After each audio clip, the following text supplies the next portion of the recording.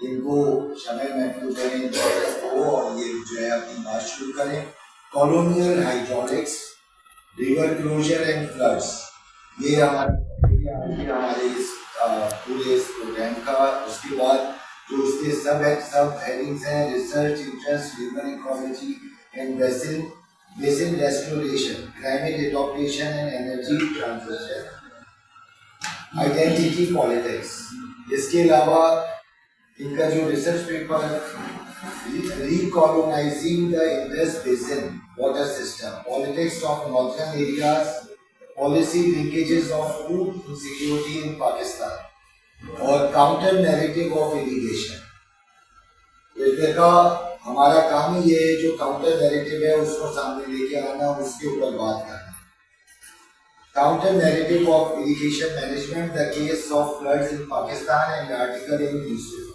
तो रानी साहब बिल्कुल मैं टाइमिंग दूंगा, प्लीज आप जो है ये शुरू करें। और ये भी मैं बताता चलूं कि सैटरडे का में इंतजार आप कर नहीं सकते, इसी के अंदर जो है हमें मामला करना है। Please sir. जी बहुत शुक्रिया। सही, मैं बहुत मुख्तसर टाइम में बोलूँगा और आप दोस्तों से ज़्यादा सुनना चाहूँगा। मैं अपनी बात एक स्टेटमेंट से शुरू करना चाहता हूँ और वो ये है कि हमारा ज़्यादा जोर जो है ना वो वाटर के ऊपर है। मैं समझता हूँ जो बड़ा इशू है वो ड्रेनेज का है। एक्चुअली जो वाटर का इशू है उसको ड्रेनेज के बगैर हम देख नहीं सकते। और जब मैं ड्रेनेज की बात करता हूँ तो उसका एक मतलब जो है वो ये भी है कि आपकी ज्योग्राफी कैसी, क्योंकि जो भी वाटर सिस्टम है चाहे उनका फ्लो है, हाइड्रोलॉजी है, उनके यूजेज हैं, अपस्ट्रीम डाउनस्ट्रीम, ये एक तरीके से ज्योग्राफी से मिलते हैं। तो थोड़ा सा पीछे चले जाते हैं, पीछे इस तरह से चले जाते हैं कि आज हमें लगता है कि जो सूरत हाल है वो हमेशा एक तरह से ऐसी थी। लेकिन मैं मिसाल देना चाहूँगा कि जब अंग्रेज यहाँ पे नहीं आए थे तो यहाँ पे क्या था। 1850 से पहले इस खित्ते में, जिसको हम वादी सिंध कहते हैं, यहाँ पानी के हवाले से क्या सिस्टम्स थे। अगर हम उसको देखते हैं तो मेरे ध्यान में दो तीन तस्वीरें बनती हैं। पहली तस्वीर ये बनती है कि जो फ्लड प्लेन है, और जब मैं फ्लड प्लेन कहता हूँ तो इसमें तीन बड़े रीजन हैं इंडस के। एक आपको सेंट्रल नॉर्थ पंजाब मिलता है, एक आपको मिडिल इंडस रीजन मिलता है जिसको आजकल साउथ पंजाब कहते हैं, हम सराइकी वसेट कहते हैं, और तीसरा जो है वो आपको सिंध मिलता है जिसके अंदर डिस्टिंक्ट डेल्टा भी है। तो ये जो इंडस प्लेन है इंक्लूडिंग डेल्टा, अगर हम इसको देखें कि अंग्रेजों के आने से पहले यहाँ पे जो सबसे अपर इंडस रीजन है वहाँ पे बहुत मिनिमम इरिगेशन होती है। मिनिमम इरिगेशन मैं इसलिए कह रहा हूँ कि अगर आप फैसलाबाद देख लें, गुजरांवाला देख लें, गुजरात किसी हद तक देख लें, ये सारे जो रीजन जिनको आजकल जीटी रोड भी कहते हैं हम, या जिसको आप नॉर्थ सेंट्रल पंजाब कहते हैं, यहाँ पे बहुत मिनिमम दरियाओं के साथ थोड़ी बहुत इरिगेशन होती थी। जब मैं इरिगेशन कह रहा हूँ तो उसका मतलब ये है कि जो वो सैलाबी नहरें जो होती थी, जिनको इनंडेशन कैनाल कहा जाता था, वो बहुत ही कम होती थी। अब उसकी रीजन फिर ड्रेनेज के अंदर है, उसकी रीजन ज्योग्राफी के अंदर है। वो ये है कि वहाँ पे अगर आप दरिया देखें तो 5 दरिया मोस्टली वहाँ से निकलते हैं, आते हैं। तो वहाँ पे दरिया और जो फ्लड प्लेन्स हैं जिनको पंजाब के अंदर बार कहा जाता है रिवायती तौर पे, उनके दरमियान जो ऊंचाई है वो बहुत ज्यादा है। यानी कम से कम 50 से 70 फीट की जो है ना वो नीचे दरिया बहते थे, इसलिए बार को अपलैंड भी कहा जाता है। तो टेक्निकली पॉसिबल नहीं था कि आप वहाँ पे इतने नीचे जो दरिया बह रहा है उसके आगे जो है ना आप उसकी नहर अपलैंड की तरफ ले जाएं। It was against the principle of gravity, क्योंकि पानी का बहाव है वो नीचे की तरफ जाना है, उसने खास फोर्स बनानी है। तो मोटी बात यह है कि अगर आप 1850 से पहले इंडस वैली को देखें तो आपको नॉर्थ और सेंट्रल पंजाब में इरिगेशन सिस्टम को एक्सटेंसिव नहीं मिलता है, बहुत ही थोड़ा मिलता है।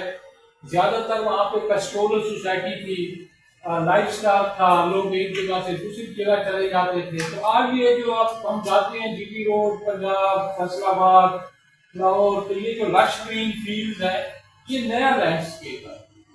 ये कोई मतलब है कि 150 साल पहले ये लैंडस्केप वहाँ नजर नहीं आता था। शराब्स थी और बार थी और पेस्टोरल कम्युनिटीज थी। इरिगेशन जो है वो शुरू होती थी आपके साउथ पंजाब जिसको कहते हैं या सराइकी रीजन कहते हैं। अगेन उसकी जो टेक्निकल रीजन थी वो ये थी कि स्लोप इतनी कम हो जाती थी वहां आके रिलेटिवली कि वो दरिया के साथ आपको जो लो लाइंग एरियाज थे वहां से नहर निकाल के दरिया के साथ साथ के इलाके में 100 किलोमीटर तक आप इनंडेशन कैनाल बना सकते थे। तो इसलिए अगर आप देखें तो 2-2, 250 किलोमीटर की कैनाल आपको मुजफ्फरगढ़ में मिलेंगी, अंग्रेजों से पहले भावलपुर में सतलुज के साथ मिलेंगी, मुल्तान में मिलेंगी, और ये एक्सटेंसिव नेटवर्क था। सिंध में आके ये और एक्सटेंसिव हो जाता है, इसलिए कि सिंध में ग्रेजुअली आपकी जो वो ग्रेडियंट है वो कम होता जाता था और जो पानी की जो मैनिपुलेशन है, डाइवर्जन है, वो आसान होती जा रही है। सिंध में दूसरा फिनोमेना ये भी था जो कि ऊपर कम होता था और सिंध में बढ़ता जाता था, वो था पार्डिंग का फिनोमेना, लेक्स बनाने। इसलिए आप देखें पाकिस्तान की अक्सर बड़ी लेक्स जो है वो सिंध में है और उसकी वजह वही ड्रेनेज है कि आपको बच्चा लेक एक बहुत बड़ी लेक मिलती है, केजर लेक मिलती है। तो मैंने जो पहला स्टेटमेंट दिया था ना कि अगर हमने पानी के इश्यू को समझना है और फ्लड को समझना है तो पहले हमें ड्रेनेज को समझना होगा कि नेचुरल ड्रेनेज क्या है। अब उस नेचुरल ड्रेनेज को आके जिसको मैं कलोनियल हाइड्रोलिक्स कह रहा हूँ कि वो जो नेचुरल ड्रेनेज थी, मैं डिटेल में नहीं जाना चाहता वरना ये इनंडेशन कैनाल सिस्टम की बहुत डिटेल है। आपकी जो आमतौर पे हम ये समझते हैं कि जब मुगलों की हुकूमत खत्म हुई तो कुछ लोग ये समझते हैं उसके बाद अंग्रेज आ गए थे। ऐसी बात जो है ना ये वादी सिंध के मामले में नहीं थी। मुगलों की हुकूमत जब खत्म हुई तो वादी सिंध में रीजनल स्टेट्स की इमरजेंसी और वो 100 साल का एक अरसा था जिसमें रीजनल स्टेट्स, कलोड़ा स्टेट थी, भावलपुर स्टेट थी, मुल्तान स्टेट थी, कलाब स्टेट थी, उसके बाद यहाँ पे कानपुर स्टेट थी।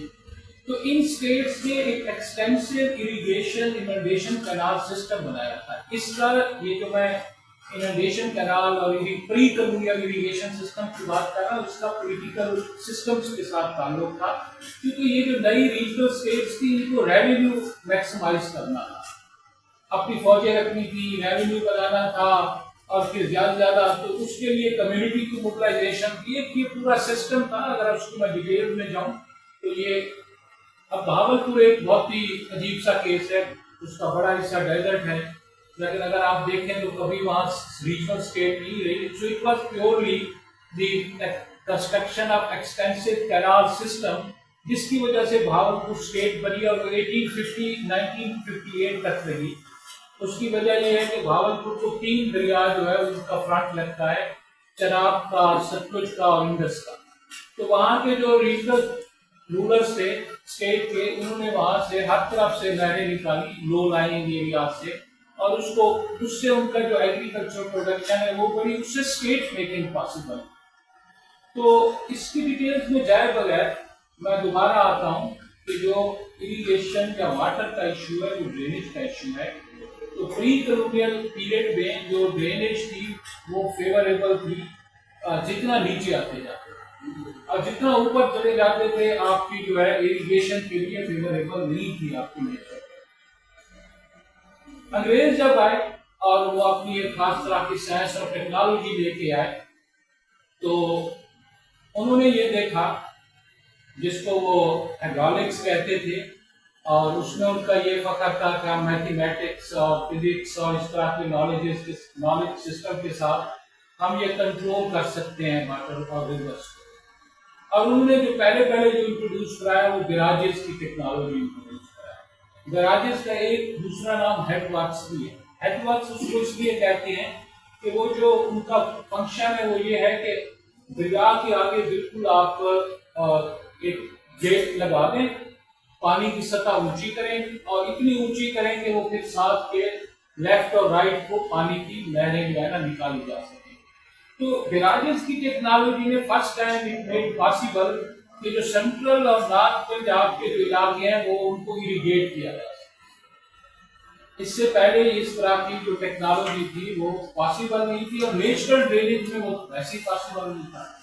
तो बिराज टेक्नोलॉजी और कैनाल टेक्नोलॉजी इसने, जिसको पेरिनियल कैनाल हम कहते हैं, इनंडेशन कैनाल और पेरिनियल कैनाल की टेक्नोलॉजी में भी था।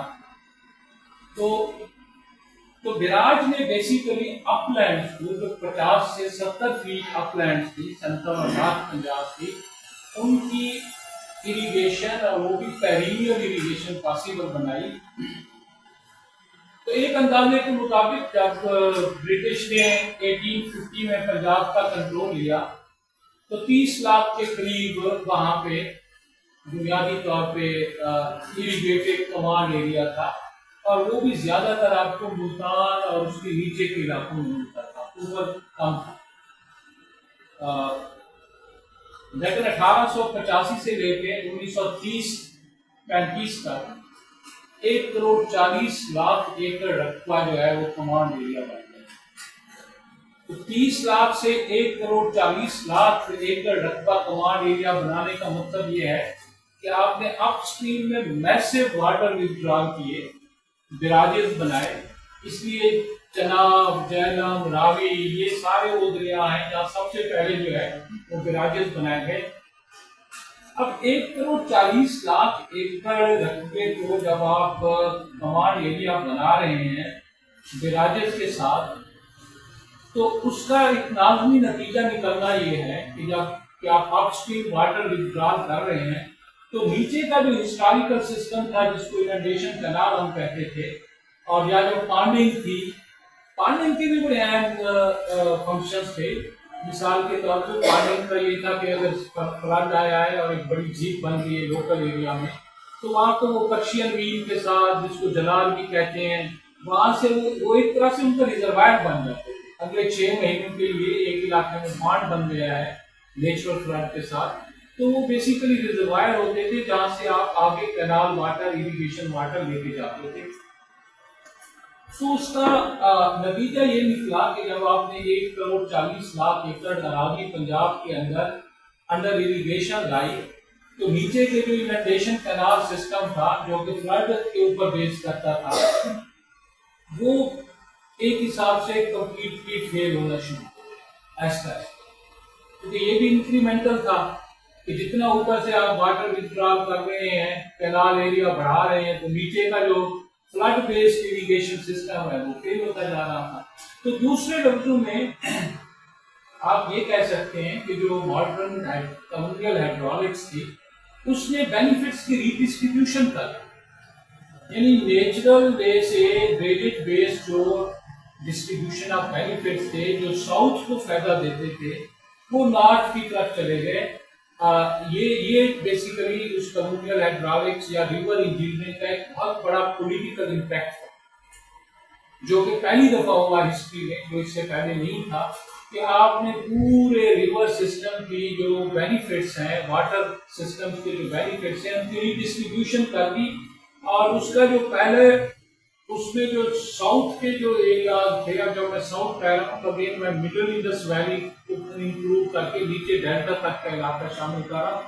तो साउथ जिसका बेनिफिशियरी था वो सबसे बड़ा अफेक्टिव बन गया, और नॉर्थ जो कि उसका कोई बेनिफिशियरी नहीं था वो सबसे बड़ा जो है ना वो बेनिफिशियरी बन गया। तो ये एक बहुत बड़ी तब्दीली आई जिसकी बेसिस के ऊपर आपका जो है वो आगे जो पूरी वाटर पॉलिटिकल इकोनॉमी है वो रीबिल्ड हुई। अब इसका साफ है ये जो कॉलोनियल हाइड्रोलिक्स है, मैं डिटेल्स में नहीं जाता कि जब ये इतनी बड़ी एक्सपेंशन पंजाब में हुई तो बहावलपुर स्टेट की तरफ से एहतजाज शुरू हुआ, सिंध की तरफ से एहतजाज शुरू हुआ कि हमारे सिस्टम तो खत्म होते जा रहे हैं, वो तो फ्लड बेस्ड थे। अब आप जब इतनी ज्यादा पानी जो है ऊपर डाइवर्ट कर लेते हैं तो हमारे फ्लड बेस कैनाल तो चलती नहीं है।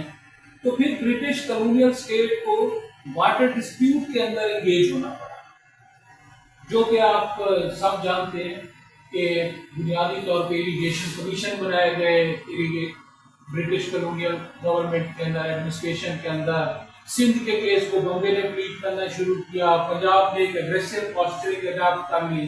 तो आपका जो प्रोविंशियलिज्म है और वाटर है उसके भी नए कनेक्शन जुड़ना शुरू हुए, यानी कि उसने पूरी की पूरी आपकी जो स्टेट्स हैं वो भी चेंज किए, पॉस्चरिंग भी चेंज की, पर्सपेक्टिव भी चेंज किए, और अल्टीमेटली ये देखा गया कि अब हमें सिंध को भी उस कॉलोनियल हाइड्रोलिक्स के अंदर इनकॉर्पोरेट करना है और बहावलपुर को भी इनकॉर्पोरेट। तो ये दो बड़े एरियाज थे जो कि उस सिस्टम से अफेक्ट हो रहे। 1930 तक, मतलब आपका 1920 तक बहावलपुर और इंडस के सिंध के अंदर तो कोई बिराजेस नहीं। पहला बिराज तो सत्तर बना, 1880 में शुरू होता है प्रोसेस, मतलब कम्युनल हाइड्रोलिक्स का, बिराजेस का, पेरिनियल कैनाल का। तो दरमियान में 30-40 साल का प्रोसेस है। तो जब ये डिस्प्यूट बढ़ गए और ये मटेरियल रीडिस्ट्रीब्यूशन ऑफ बेनिफिट्स है ये हुए, इसके हवाले से कॉन्फ्लिक्ट से वाजे हुए, तो कम्युनल एडमिनिस्ट्रेशन ने ये समझा कि अब हमें ये टाइम है कि हम सिंध को भी उस कम्युनल हाइड्रोलिक्स के अंदर इनकॉर्पोरेट कर दें, जिसका दूसरा मतलब यह है कि सिंध में भी बिराजेस बना। तो वहाँ पे जो रिवर्स की नेचुरल ड्रेनेज है, नेचुरल फ्लो है, जो कि एक लंबे अरसे से चल रहा है, उसको भी उस हाइड्रोलिक कंट्रोल की लॉजिक में ले आए, जो कि हमने पंजाब में होगा।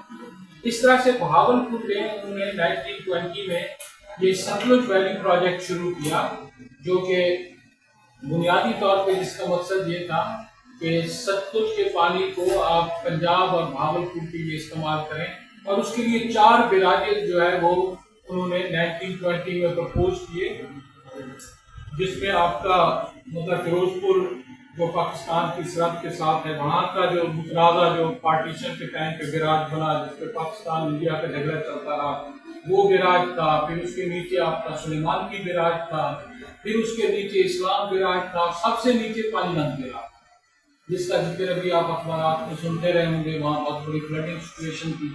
तो सतलुज वैली प्रोजेक्ट के तहत 4 बिराजेस इंट्रोड्यूस हुए, सिंध में 70 बिराज इंट्रोड्यूस हुआ।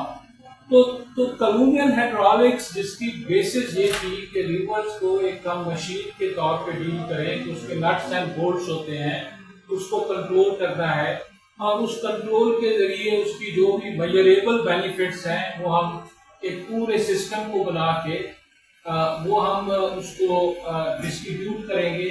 तो ये इलाके भी फिर उसके अंदर इनकॉर्पोरेट हो। तो इसका मतलब ये हुआ कि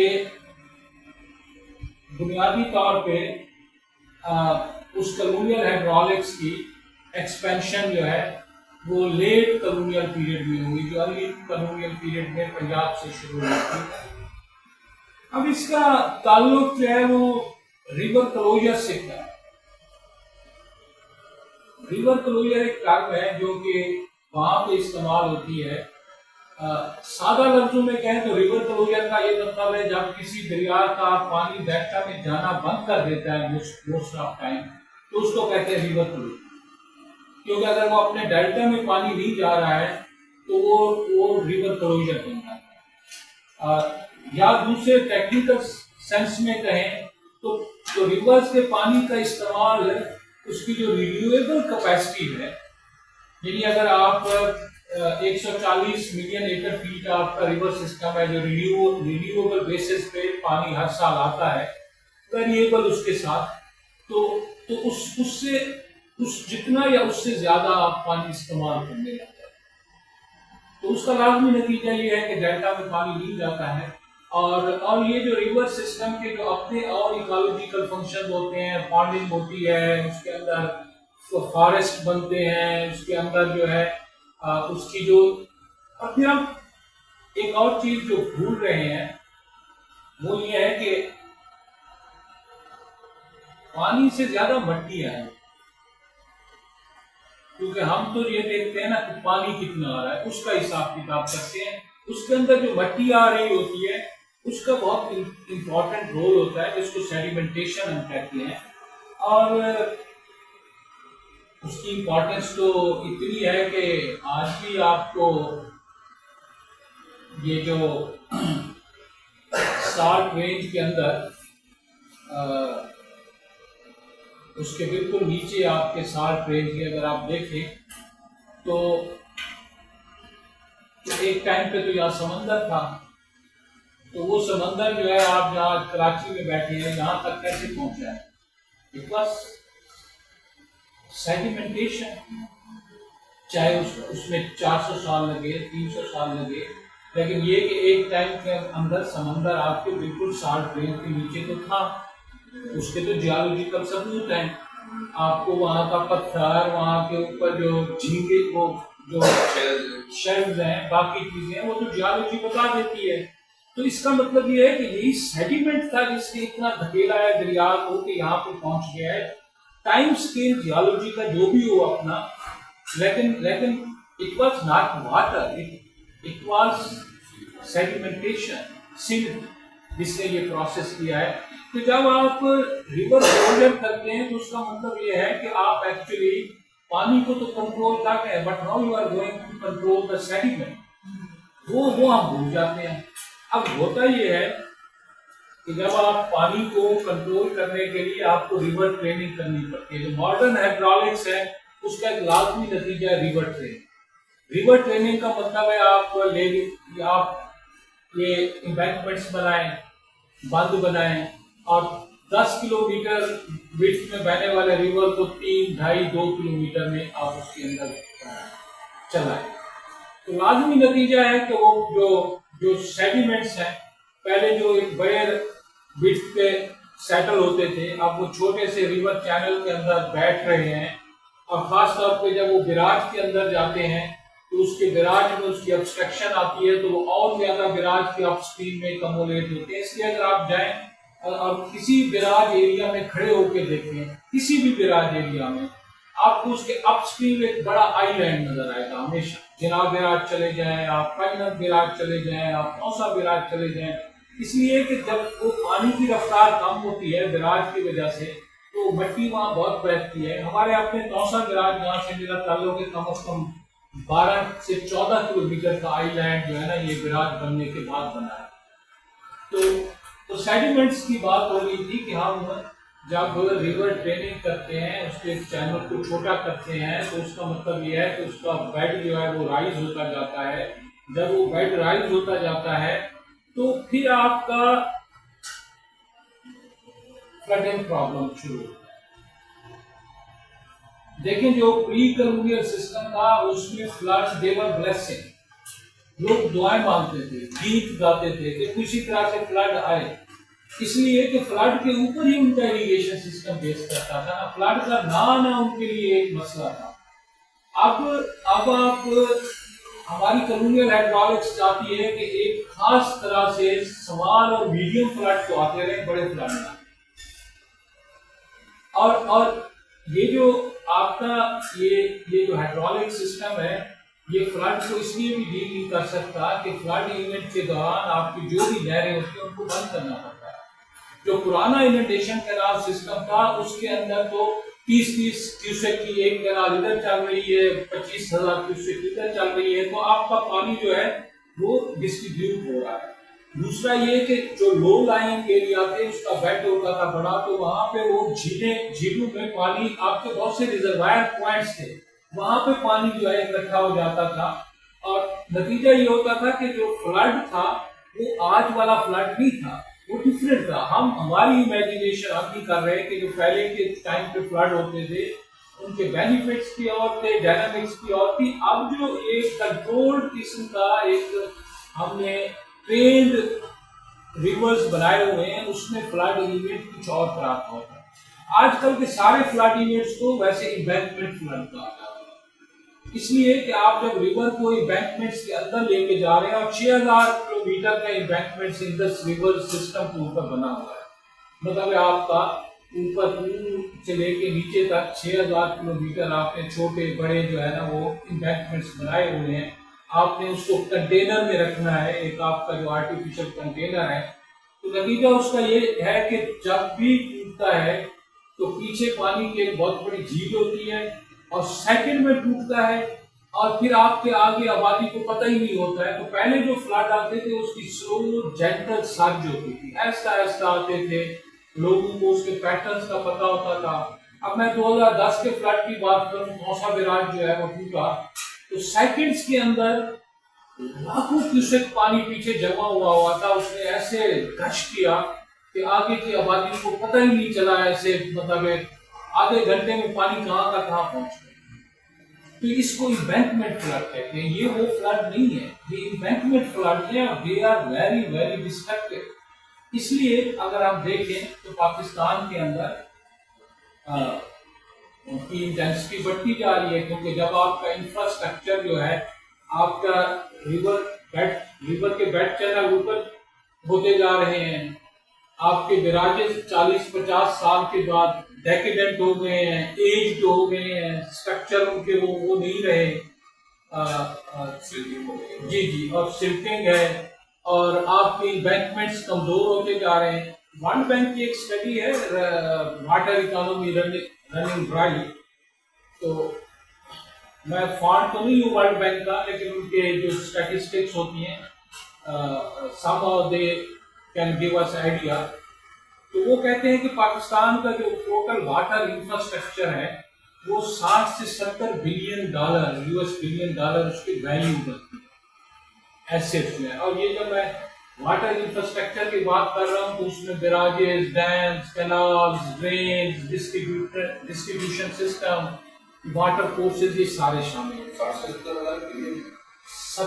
60 से 70 यूएस बिलियन डॉलर ये आपका जो है ये टोटल एसेट्स की वैल्यू है, जो कि हम जिसको वाटर इंफ्रास्ट्रक्चर कहते हैं। तो उनका ये ख्याल है कि अगर ये जो पाकिस्तान का वाटर इंफ्रास्ट्रक्चर आप जिस स्टेज के ऊपर है, अगर इसकी हमने एनुअल मेंटेनेंस और रिप्लेसमेंट कॉस्ट को कैलकुलेट करें तो ये 2.5 अरब यूएस डॉलर हमें सालाना मिलेगा। यहाँ तो हम 1 अरब डॉलर के लिए जो है ना IMF के आगे जो है ना झुके हुए हैं। मुझे ये बताएं, ये सफेद हाथी 60 से 70 अरब जो यूएस डॉलर का जो हमने ओवर द लास्ट 150 ईयर्स बना दिया है, तो ये कहाँ पे आप इसकी मेंटेनेंस और रिप्लेसमेंट करेंगे। इसलिए आपको जो भी फ्लड डिजास्टर हो रहे हैं वो इंजीनियरिंग फेलियर, इसको मैं इंजीनियरिंग फेलियर कहता हूँ।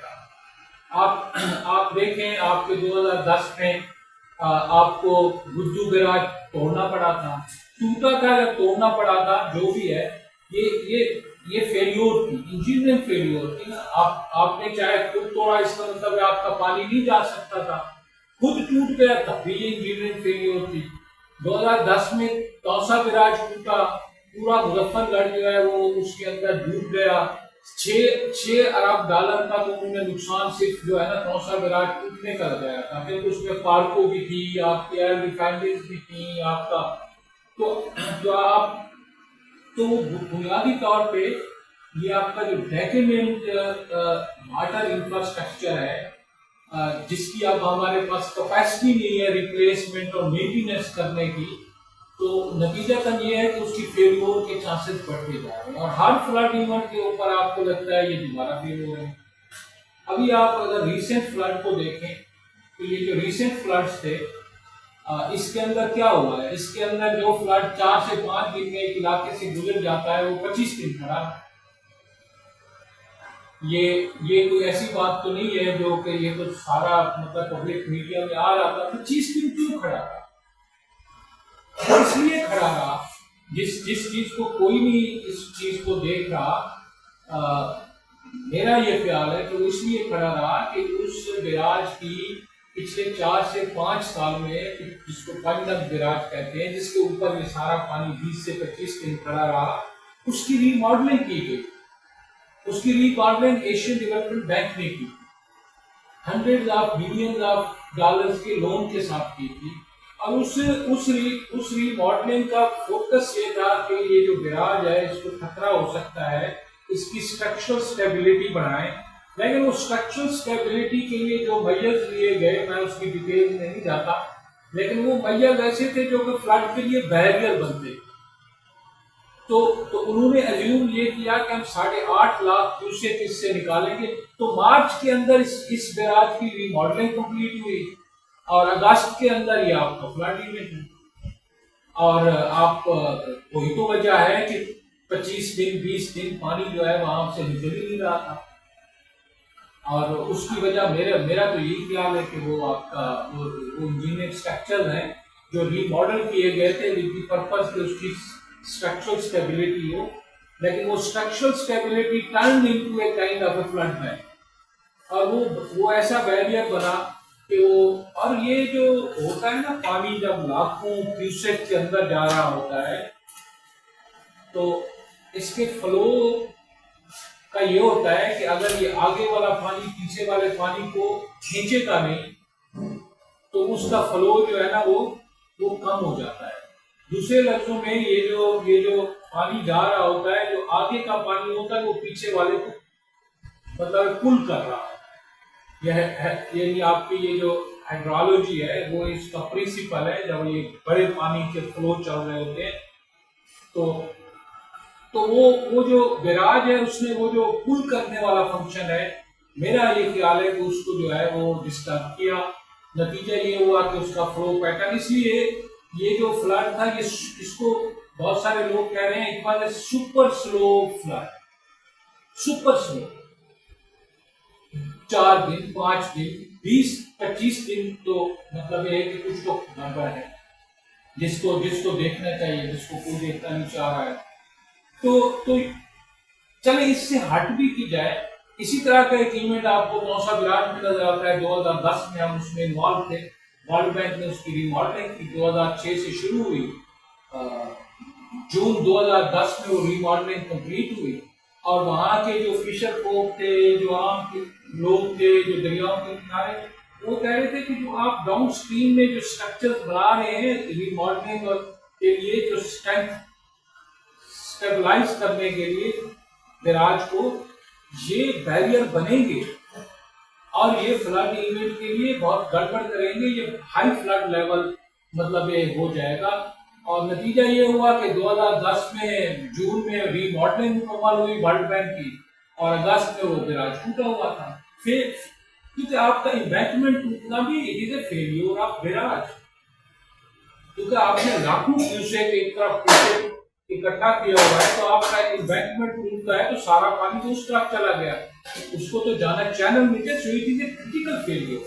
तो वो फेल हुआ, ना किसी ने उनसे पूछा वर्ल्ड बैंक से, अभी ना कोई एडीबी से पूछ रहा है कि भाई आप 8.5 लाख क्यूसेक पानी की बात कर रहे थे, इससे गुजरेगा तो ये 20 दिन तक ये जो 6,50,000 क्यूसेक था ये भी नहीं गुजर रहा था।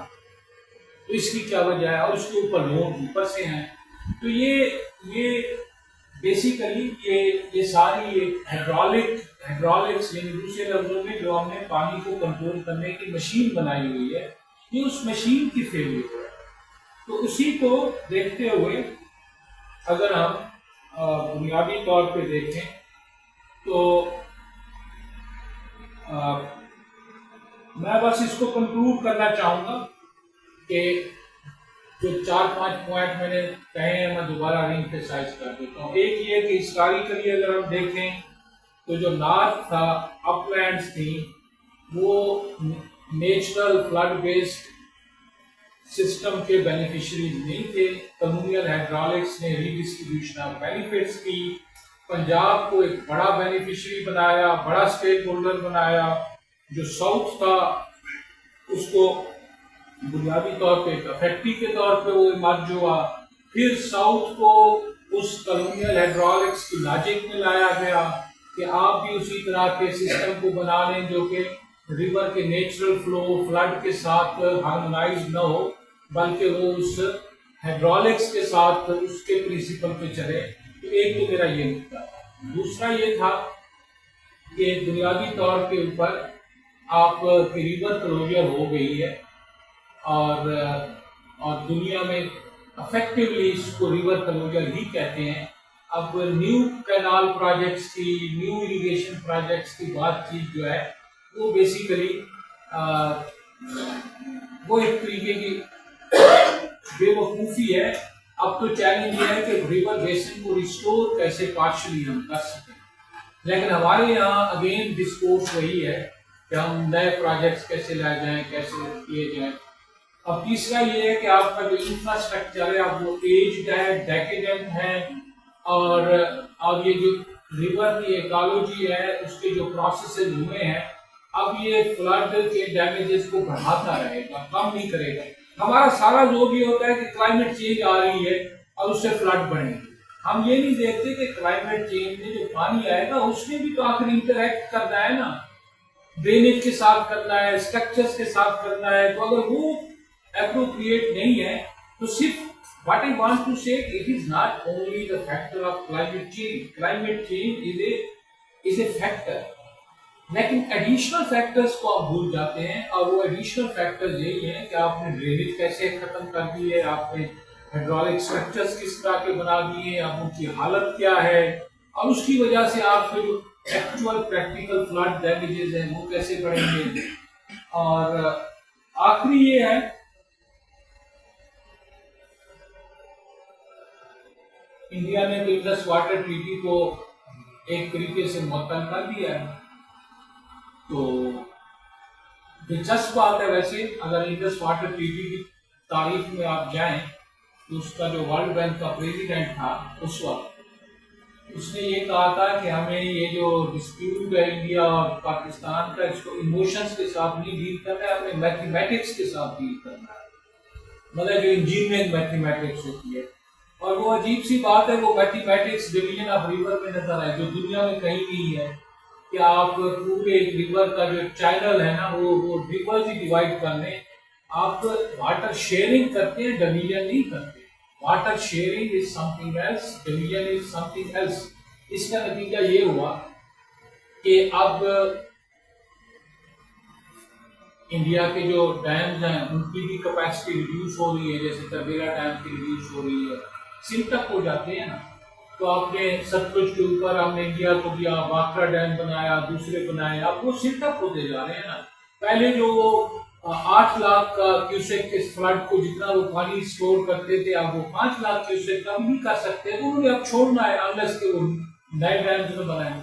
तो आपके जितने फ्लड इवेंट्स बढ़ते जाएंगे तो इंडिया की capacity to hold the flood वो रिड्यूस होती जाएगी, क्योंकि ये परमानेंट इनकी कैपेसिटी एक जैसी नहीं रहती है। जैसे तरबेला की 40 से 45% कैपेसिटी कम हो चुकी है, इस तरह से इंडिया के डैम्स की भी कम हो चुकी है।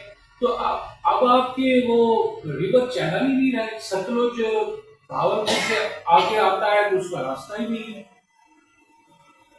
20-20 साल बाद एक फ्लडिंग में जाता है, लेकिन जब आता है तो बिल्कुल बढ़ता जाता है। तो इसकी इकोनॉमिक्स की बात है कि 2010 का फ्लड देखें, 2022 का देखें, 2025 का देखें, मिला के एक केयरफुल एस्टिमेट दिया है कि $60 अरब आपका नुकसान हो चुका है।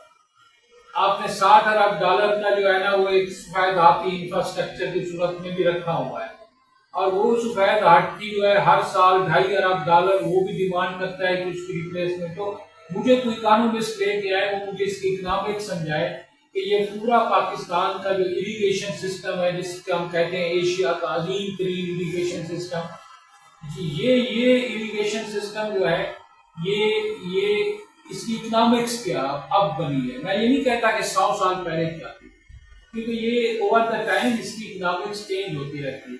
तो यहाँ पे मैं खत्म करना चाहूंगा। और जी आपने जो भी गुफ्तगू की मेरे लिए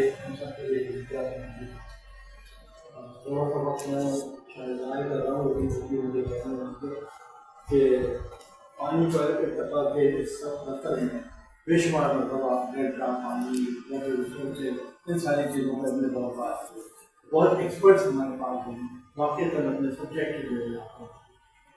लेकिन ये फिर पहली दफ़ा ऐसा हो रहा है कि कोई इसमें दान तान नहीं है, कोई रोना धोखा नहीं है, कोई ऊपर से आता है। आज़ाद-ओ-शुमार है साइंटिफिकली एनालिसिस के साथ आपने पूरी हिस्टोरिकली जो दरिया का रास्ता है उस और उसके साथ जो उपयोग करा या उसे जो नेचुरली करना चाहिए उसके बारे में बात की है। मैं उसके लिए प्रे इंतजार दूंगा आपका कि आपने इसमें बात लेकिन यही आपको गुफ्तगू में एक बात आप शायद ज़्यादा बात होगा तो आप कर सकेंगे और हम आपको दोबारा बुलाएंगे, आपको जहमत देंगे या आपको मिजाजी है या आप दोबारा आएंगे और हम आपके साथ बिल्कुल तरीके से बैठ सकेंगे। मुझे आपका ज़्यादा है कि उस तरह से इंसाफ नहीं हो सकता है इस बात का, तो फिर वो अपने बारे में उसकी तफसील बताएंगे। मेरा सवाल आपसे ये है कि इन दरियाओं पर से अगर बंद कर दिए जाए तो क्या मसला हल हो सकता है या ये कि IMF के ठेकेदार इनको मेंटेन करने के लिए पैसे कमाते रहेंगे और हमारे यहाँ के जो दलाल हैं वो मतलब मैं साफ साफ कह रहा हूँ जो दलाल हैं वो अपना हिस्सा वसूल करते रहेंगे या क्या इन डैम्स को खत्म होने से हमारे यहाँ के सैलाब का, पानी का, ज़राअत का और उसके साथ जुड़ी हुई मईशत का और हमारा जो डेल्टा है उन्होंने बात कर दिया है वो सारी चीज़ें ठीक हो सकेंगी या नहीं, या ये मुमकिन भी है कि डैम्स खत्म हो या मुमकिन नहीं है। देखिए डैम्स को तो खत्म करने वाली बात हम पहली दफा नहीं कर रहे, दुनिया में बात हो रही है और कहीं कहीं इसकी भी कमीशनिंग की भी तजर्बे हो रहे हैं, तो ये तो कैसे अनहोनी बात नहीं है। जहाँ तक पाकिस्तान की बात है, मुझे ये मेरी पेसिमिस्टिक एक असेसमेंट है कि पाकिस्तान की जो पॉलिटिकल स्टेट्स बन गए इरिगेशन के अराउंड और फिर वो स्टेट्स जिस तरह से प्रोविशनलाइज्ड हो गए हैं और तो और जो पॉवर्टी ऑफ इमेजिनेशन की है हमारे अपने रिवर्स के साथ, इकोलॉजी के साथ, तो ये सारी मिल मिला के मुझे थोड़ी सी पेसिमिस्टिक वो लगती है।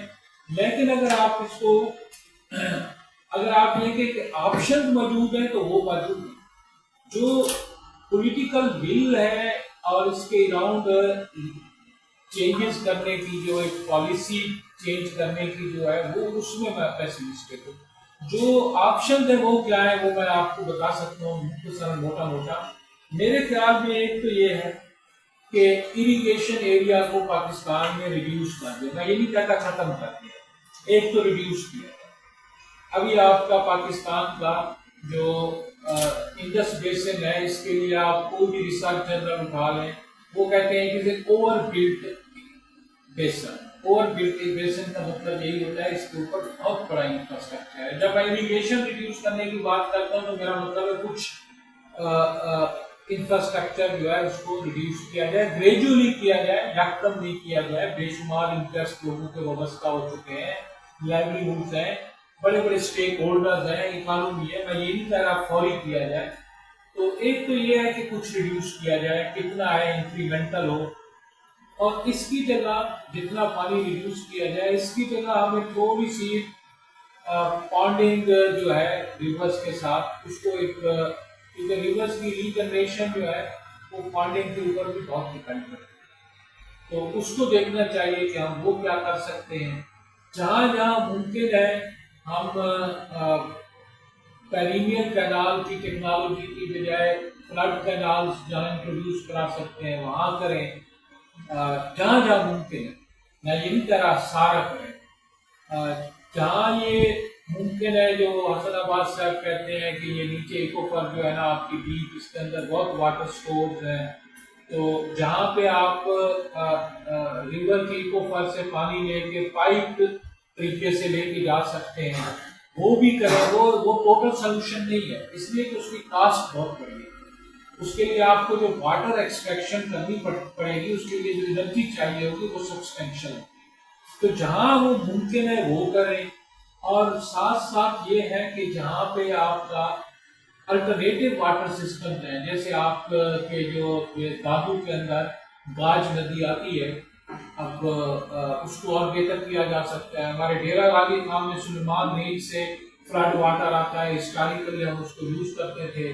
मेरी जो अपने बचपन के तजर्बे में है कि हम उसको पानी कर लेते थे और फिर जब सीपेज हो जाती थी तो उसके ऊपर फसलें उगाते थे। कारेज सिस्टम है, फिर ये है कि आपको अंडरग्राउंड वाटर की पूरी बेहतर मैपिंग होनी चाहिए।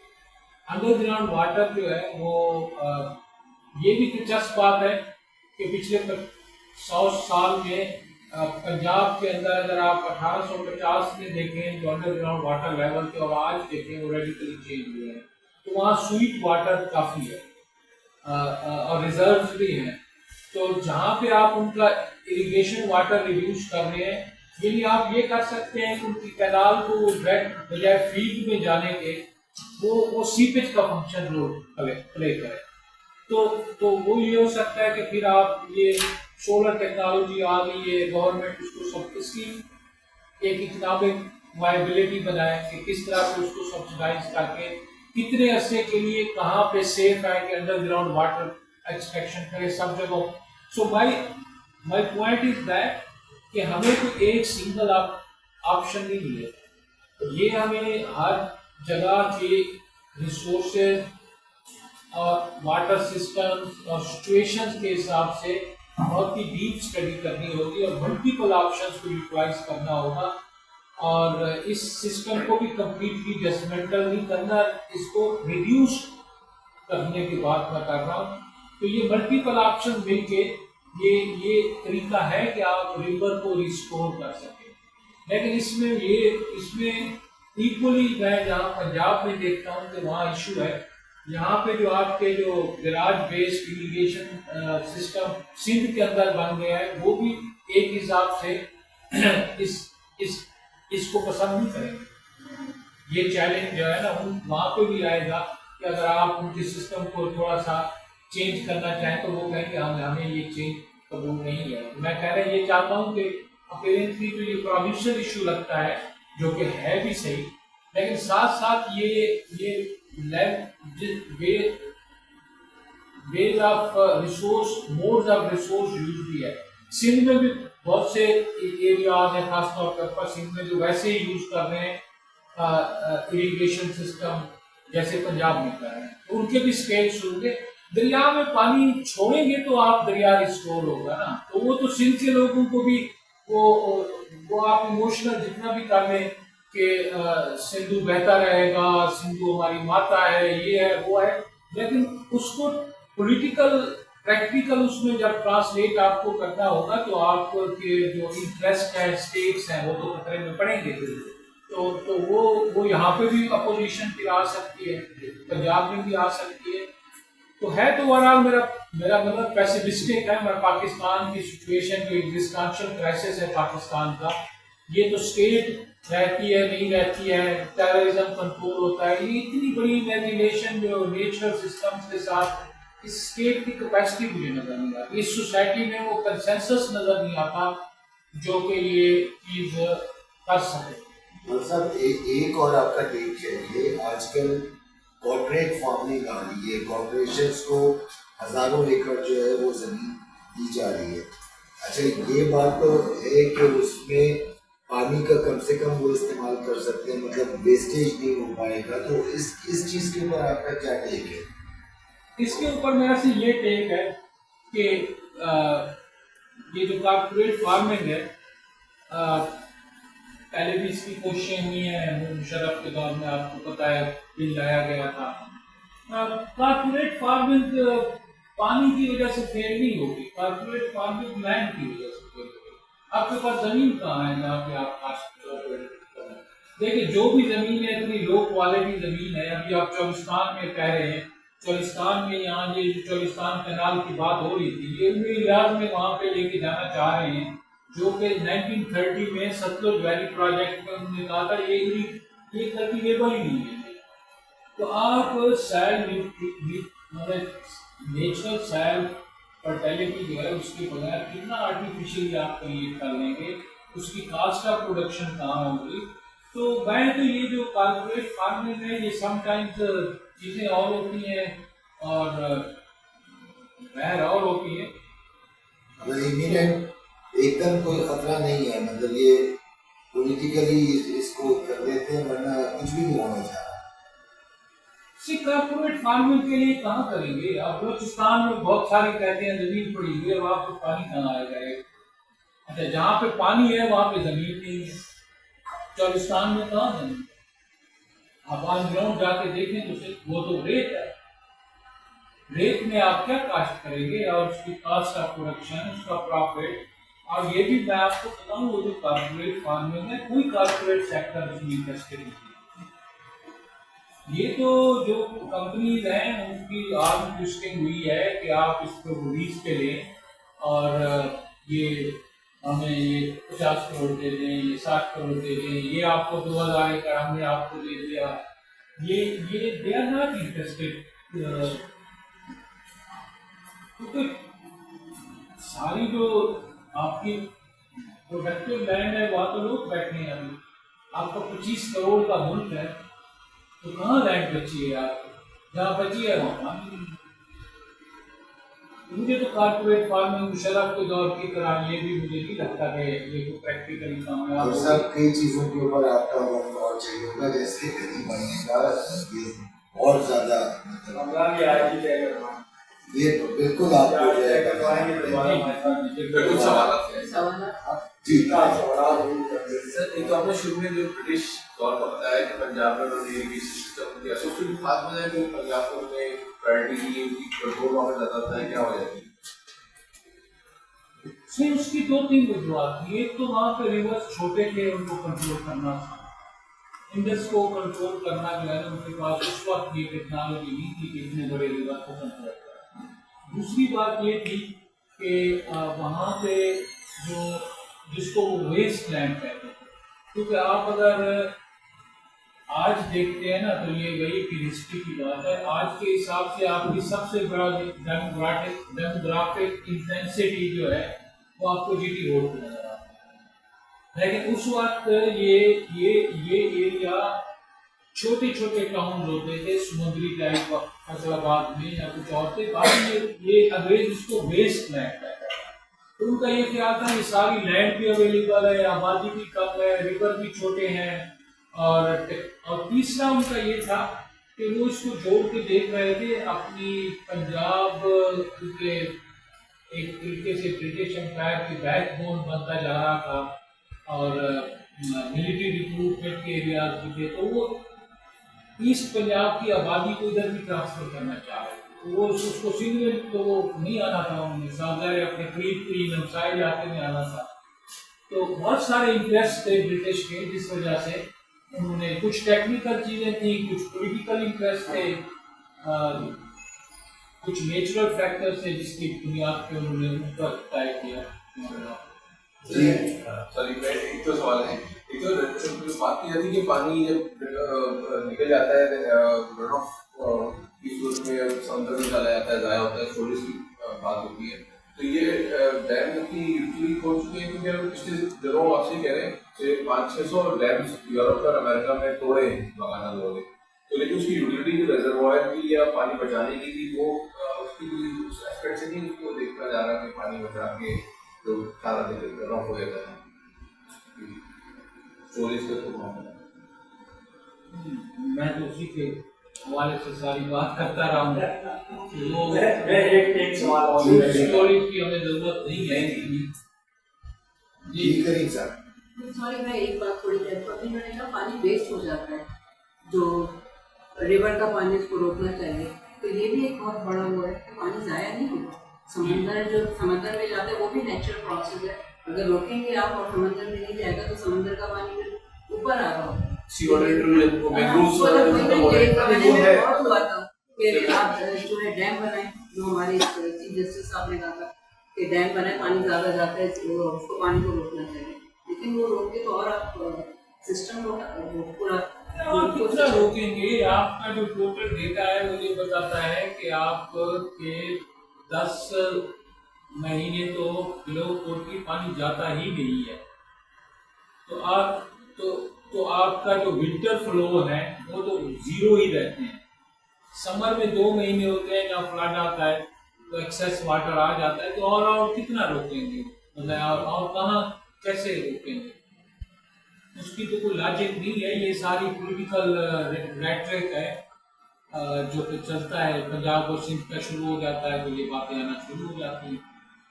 करीम साहब आप मैं सिर्फ इतना मालूम करना चाह रहा था कि पंजाब के वो इलाके जहाँ पे मैंने निज़ाम नहीं था, वहाँ पर अंग्रेज़ों ने जो खाकसारी का निज़ाम बनाया था वो मैनचेस्टर की टेक्सटाइल इंडस्ट्री के लिए, अपनी की ग्रोथ के लिए किया था स्पेसिफिकली, या जनरली है जो आपने बात की कि फौज का किरदार, पंजाबी फौज का ब्रिटिश आर्मी में पंजाब की फौज का किरदार बढ़ता जा रहा है उस हवाले से करता था, या मैनचेस्टर की टेक्सटाइल इंडस्ट्री उनके लिए कॉटन की जरूरत थी। क्योंकि अमेरिका में जो है वो मजबूत है, जो है वो कॉटन प्रोडक्शन बंद कर दी, तो उन्हें ऑल्टरनेट चाहिए था तो कॉटन कहाँ मिलेगी, तो वो शायद यहाँ पे आए। नहीं, इन्होंने ये कहा था कि पंजाब में क्यों किया था, तो मैं उसका कह रहा था ये जो इंपीरियल नीड थी फॉर रॉ मटेरियल वो तो गिवन थी, लेकिन इन्होंने स्पेसिफिकली कहा वाई इन दी अपर पंजाब जहाँ पे उन्होंने किया था, तो मैंने कहा उसकी कुछ एडिशनल रीजन भी थी। तो कोई भी पॉलिसी बनती है उसकी एक रीजन तो नहीं होती है ना, वो म्यूचुअली एक्सक्लूसिव होती है। तो ये जो आप कह रहे हैं ये भी बिल्कुल ये रीजन थी, मिलिट्री रिक्रूटमेंट और अलॉटमेंट हुई कैनाल कॉलोनीज में, वो भी बिल्कुल सामने है, वो तो हुई और उससे एक और तरह की पावर स्ट्रक्चर बने। फिर वो टेक्निकल रीजन भी थी कि छोटे रिवर से उनको कंट्रोल कर लेंगे ऊपर से, और बड़े रिवर्स को उस वक्त कर नहीं सकते थे, मल्टीपल फैक्टर्स थे। डॉक्टर साहब दिल चाह रहा है कि और चलता रहे, मगर पता है कि क्या मामला है। तो दोस्तों आज का प्रोग्राम हम यहाँ पे खत्म करते हैं। जो स्पेशली हमारे नए साथी आज पहली दफा आए हैं उनसे गुजारिश होगी कि आइंदा भी हमारे प्रोग्राम्स का हिस्सा बने, इस तरह के आपको अक्सर मिलते रहेंगे प्रोग्राम।